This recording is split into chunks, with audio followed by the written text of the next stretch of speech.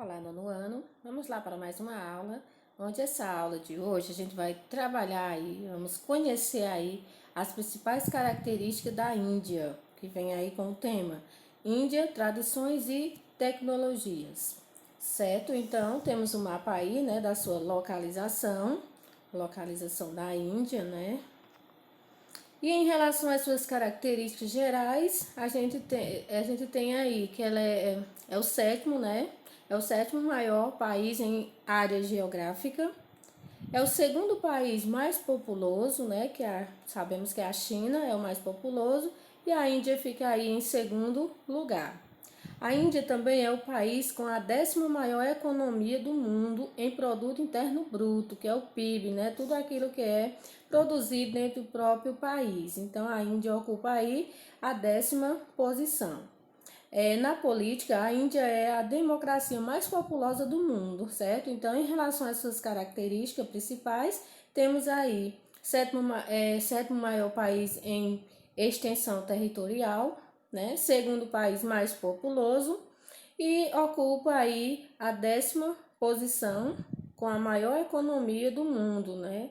Ou seja, com maior produto interno bruto, PIB. E na política, se destaca como a democracia mais populosa do mundo. Então, a Índia é o sétimo país do mundo em extensão territorial, como eu já falei, apresentando aí uma área que corresponde a 1/3 do Brasil. Então, está localizado no centro-sul do continente asiático, é delimitada ao norte pelo Himalaia, né, pela Cordilheira do Himalaia, a cadeia de montanha mais alta do mundo, né, a Cordilheira aí do Himalaia. E faz fronteira com o Paquistão, com China, Nepal, Butão, Bangladesh e Mianmar, né? Então, a vasta planície central é caracterizada pela presença de 3 rios. Quais são esses 3 rios? O Ganges, o Indo e o Brahmaputra. O Planalto do Deccan ocupa aí uma grande região no extremo sul do país, né? Então, a Índia ela traz aí suas características, né, mais importantes, sua localização, que está localizada no centro-sul do continente asiático, onde ela é delimitada ao norte pela Cordilheira do Himalaia, que é a cadeia mais alta do mundo, né? Onde faz fronteiras com Paquistão, China, Nepal, Butão, Bangladesh e Miami, né? Então tá aí as suas características, né, principais aí em relação à sua localização. Em relação aos aspectos físicos, temos aí o relevo. A região apresenta 3 grandes unidades, que é a Cordilheira do Himalaia, que é uma cadeia de altas montanhas na fronteira da China com a Índia. Temos também Nepal e Butão, né, com mais de 2.000 quilômetros de extensão, e os picos mais elevados, incluindo aí o Everest, que é o mais alto do planeta, certo? Em relação aos planaltos, temos aí o Planalto do Deccan, que é localizado no centro-sul da Ásia, né, da Ásia Meridional, e raramente aí ultrapassa os 2.000 metros. Temos também a planície Indo-Gangética, né, que está situada entre a Cordilheira do Himalaia e o Planalto do Deccan. Então vejam aí, gente. Em relação ao relevo, né, a Índia se destaca aí com planaltos, planícies, né, na sua formação aí territorial, beleza? Em relação aos recursos energéticos da Índia, temos aí o destaque, né, para os principais recursos, onde na Índia 25% da população não tem acesso à eletricidade e 72% usam lenha para cozinhar. Então vejam aí, gente, a quantidade de pessoas que ainda utilizam a lenha para cozinhar, né? Não possui aí ainda o gás, né, para poder desenvolver suas atividades domésticas. A Índia também é o terceiro maior emissor de gases de efeito estufa do planeta, onde esse país ocupa a terceira posição mundial em termos de reservas, produção e consumo de carvão, né? Então, a maior quantidade de carvão está localizada aí no território indiano. Então, tem o gráfico aí ao lado, onde mostra os recursos energéticos. Temos aí o carvão, né, em primeiro lugar. Depois vem petróleo, gás natural, a energia nuclear, hidroeletricidade, a geotérmica, né, solar, etc. Biocombustíveis, entre outros aí também que se destacam no território indiano. Em relação ao clima, como é o clima da Índia? Bem, a Índia ela está dividida quase que exatamente pelo Trópico de Câncer, né? Onde o clima dominante é o quente, sob regimes das monções, com 4 estações relativamente bem definidas. Tem aí a fria, que vai de janeiro e fevereiro, quente, março, abril e maio, das monções do sudoeste, que vai de junho a outubro, e das seções das monções, que vai em novembro e dezembro. No sul do país, a temperatura é constante em todo o ano, né? Cerca de 26% a 20, aliás, 26 graus Celsius a 28 graus Celsius. Mas aí no norte as variações são muito grandes, né? Na estação fria, a temperatura ela varia de 17 graus Celsius, né? Sendo mais baixa no norte que no sul, né? Então, o norte aí, parte norte, ela é bem mais fria do que o sul. Certo, gente? Então, em relação ao clima, vimos aí que ele está dividido por parte, onde vai destacar o clima frio, né? O clima quente, o clima de monções e aí vai ser dividido todo o território aí de acordo com suas características para determinar o clima. Em relação à população, bem, a concentração, né, cerca de 17% da população mundial, né, que a China ocupa, concentra, menores necessidades, está aí nas florestas e também nas áreas áridas. Maiores necessidades está nas planícies dos rios Indo e Ganges, nos deltas dos rios e nos núcleos urbanos mais importantes. No Vale do Ganges, as densidades demográficas são superior aí a 500 habitantes por quilômetro quadrado. A composição da população indo-ariana, 72%, trávidas, 25%, mongóis e outros 3%, de acordo com o censo aí de 1996, né? Tá um pouco aí desatualizado. Então, gente, aí em relação à população, traz aí a sua concentração, né? As áreas que têm uma concentração maior da população e as áreas que têm uma concentração menor. Então, as maiores concentrações, elas vão estar aí nas planícies, né? Nas áreas aí próximas aos rios. E as menores densidades, ou seja, as menores concentração populacional, vai estar aí nas florestas e nas áreas áridas, que são aquelas áreas de mais difícil acesso.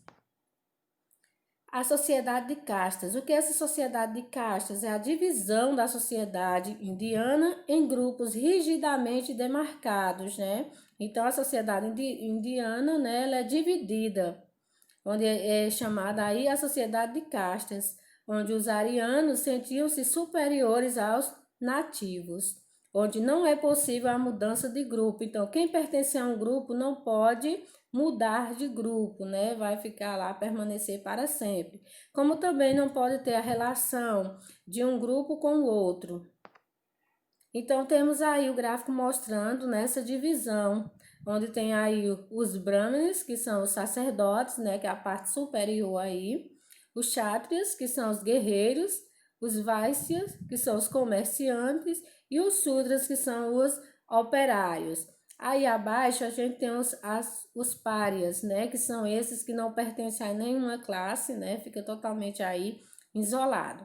Então, de acordo com o gráfico aí, está mostrando, né, a superioridade representada pelos sacerdotes e a classe mais baixa aí representada pelos operários. Ok, gente? Então, o sistema de castas ou sociedade de castas da Índia é essa divisão aí da sociedade. Em relação ao hinduísmo, bem, o hinduísmo é uma religião politeísta tradicional da Índia, ou seja, é a principal religião, né, que predomina aí no território indiano. É considerada a mais antiga das grandes religiões do mundo ainda em prática. O hinduísmo é caracterizado por uma diversidade de sistemas de crenças, práticas e escrituras. Tem origem aí na antiga cultura védica em cerca de 3.000 anos antes de Cristo, certo? Então, quando fala-se em hinduísmo, é uma religião politeísta. Politeísta por quê? Acredita-se em vários deuses. O hinduísmo, né, a principal religião da Índia, é um tipo de união de crenças com estilos de vida, onde sua cultura religiosa é a união de tradições étnicas, né, onde atualmente é a terceira maior religião do mundo em números de seguidores. Tem origem em aproximadamente 3.000 anos antes de Cristo, na antiga cultura védica. O hinduísmo, da forma que o conhecemos hoje, é a união de diferentes manifestações culturais e religiosas. Além da Índia, tem um grande número de seguidores em países como, por exemplo, Nepal, Bangladesh, Paquistão, Síria e Indonésia, né? Então, tem aí o hinduísmo, né, uma religião que está se espalhando aí pelo território mundial, né? Mas que predomina uma religião hinduísta no território indiano. Em relação à independência da Índia, tem aí a resistência, né, a não violência, ao colonialismo britânico, chefiada aí por Mahatma, o Gandhi, né? E levou aí a independência frente ao Reino Unido em 1947, onde o subcontinente foi partilhado entre a República da Índia, secular e democrática, e a República Islâmica do Paquistão. Então, a independência da Índia, né, foi um processo bem lento aí para poder chegar-se a tornar-se um país independente. Então, quem foi Gandhi, né? Foi um líder pacifista indiano, né? Mohammad Gandhi nasceu aí em 1869 na Índia. Então, ele foi um grande defensor aí da independência indiana, né? Lutou aí para conseguir a independência. Só que ele era totalmente contra a violência. Então, ele lutava aí de uma forma que não houvesse a violência. Economia. Bem, após a crise do país se recuperou, né? E a economia voltou a crescer. Nas últimas décadas, o país tem crescido e passou a integrar os BRICS. BRICS é o quê? É um bloco, né, econômico que a sigla aí compõe os seguintes países: Brasil, Rússia, Índia, China e África do Sul, que é um conjunto de países com economia emergentes em crescimento, ou seja, houve aí um rápido crescimento nesses países aí. Então, o PIB da Índia é de cerca de 1,8 trilhões de dólares e apresenta crescimento anual superior à casa dos 5%, né? Superando aí o crescimento de países como a Alemanha, o Brasil e os Estados Unidos, ok? Em relação à indústria, dentre os setores da economia indiana, o que mais merece destaque é o setor de tecnologia, principalmente na área de informática, né? Então, em relação no ramo tecnológico, destaca-se aí a informática. Bangalore é um dos maiores centros de tecnologia da Ásia, né? E destaca-se na produção de softwares. O inglês, que também é uma língua oficial na Índia, contribui aí para o desenvolvimento da indústria de softwares indiana, que emprega muitas pessoas, né? Então, a indústria indiana tem um grande destaque aí, né? Nos setores da economia. Questão da Caxemira. O que é essa questão aí? Bem, é um conflito, né? Um conflito que há aí entre a Índia e Paquistão, que eles disputam um pequeno território chamado Caxemira. Os muçulmanos pretendem integrar a Caxemira no vizinho Paquistão, ou fazer da Caxemira mais uma república islâmica. Então, desde então, sucederam-se naquela conturbada região os atentados terroristas dos muçulmanos separatistas, seguido das represálias, né, desencadeadas contra eles pelo exército indiano. Então, gente, a questão aí da Caxemira é uma disputa aí, né, pelo território entre Índia e Paquistão. Então, essa disputa aí, ela causa aí vários conflitos entre os dois países.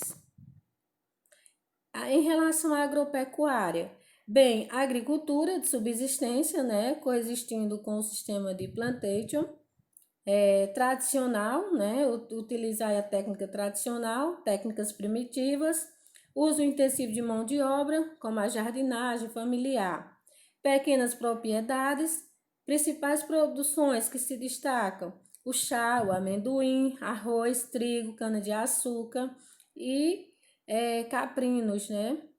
Com destaque aí também o algodão, o látex e o tabaco, né? Em relação à produção, é suficiente para manter a população longe da fome, mas em declínio devido ao crescimento da população e das plantations, né? Então, gente, em relação à agropecuária, como vimos aí, destaca-se a agricultura e também a pecuária, onde tem alguns rebanhos que se destacam aí, como por exemplo, caprinos, né? Está aí entre as principais produções. Então, a agricultura e pecuária, quando junta-se aí, é chamado de agropecuária. O setor pecuário na Índia se concentra na produção de leite, carne de búfalo e carne de frango. Os maiores gargalos para a produção pecuária são a logística e a falta de cadeia de frios para conservação e embalagem das carnes, além dos controles sanitários e fitossanitários que garantem a segurança dos alimentos. A produção de frango tem crescido num ritmo elevado nos últimos anos, né? Chegando a 1,9 milhões de toneladas em 2005, enquanto a de carne de búfalo cresce num ritmo estável, tendo aí alcançado 1,5 milhões de toneladas, né? Então, em relação, gente, à pecuária na Índia, há um grande destaque aí, né, para a produção de frango, que tem crescido aí em um ritmo bem elevado nos últimos anos. Já a carne, né, de búfalo, que também é um destaque aí no território, ele cresce aí no ritmo mais estável, no ritmo mais lento aí em relação à produção de frangos. Gente, sobre a Índia, ficamos por aqui, né? Destacamos aí as principais características desse país. Espero que vocês tenham entendido e até a nossa próxima aula.